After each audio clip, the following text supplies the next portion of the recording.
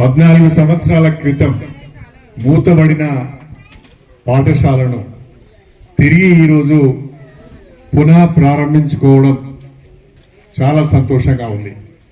అందుకు నరసింగరావుపల్లి గ్రామ సర్పంచ్ గారిని, గ్రామ ప్రజలందరినీ, ప్రత్యేకించి డిఈఓ గారిని, ఎంఈఓ గారిని మనం అందరం కూడా గట్టిగా చప్పట్లతోని అభినందించాలి. నా నియోజకవర్గంలో ఒక్క స్కూల్ కూడా మూతబడి ఉండకూడదు అనే లక్ష్యంతో పనిచేసే వ్యక్తిని నేను.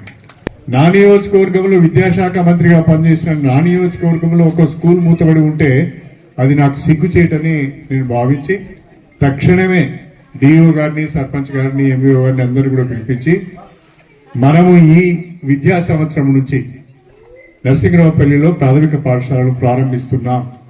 ఇవాళ ఈ నరసింగరావుపల్లి స్కూల్లో ప్రీ ప్రైమరీని కూడా మనము ఈ సంవత్సరం నుంచి ప్రారంభిస్తున్నాం. అంటే ఇంతకుముందు అంగన్వాడీలో ఎట్లయితే ప్రీ ప్రైమరీ ఉండేదో ఆ అంగన్వాడీ బదులు ఇక్కడ మనం ప్రీ ప్రైమరీ పెడుతున్నాం. ఒక ఇన్స్ట్రక్టర్ ఉంటారు, ఒక ఆయా ఉంటారు.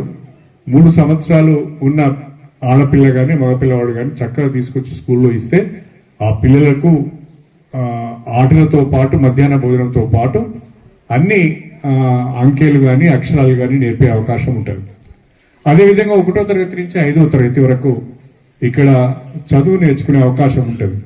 ప్రీ ప్రైమరీ మొదలుకొని 5వ తరగతి వరకు కూడా అంతా ఇంగ్లీష్ మీడియంలోనే ఉంటుంది.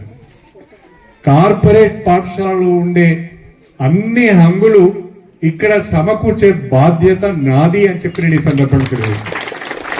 మీరు ఒక్క పని చేయాలి, ఇక్కడ టీచర్లను ఉంచే బాధ్యత నాది. పెద్ద పెద్ద కార్పొరేట్ పాఠశాలలో ఉండే హంగులు ఇక్కడ ఏర్పాటు చేసే బాధ్యత నాది. కానీ మీ ఊరు నుంచి ఒక్క పిల్లవాడు 5వ తరగతి వరకు కూడా బయటికి పోకుండా ఈ స్కూల్లో చదివించే బాధ్యత మీది అని చెప్పి ఈ సందర్భంగా తెలియజేస్తాను.